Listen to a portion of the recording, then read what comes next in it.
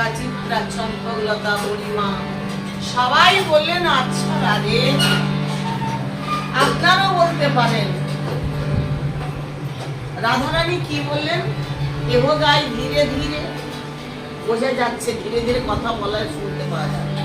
আমি হরে কৃষ্ণ হরে কৃষ্ণ, হরে কৃষ্ণ হরে কৃষ্ণ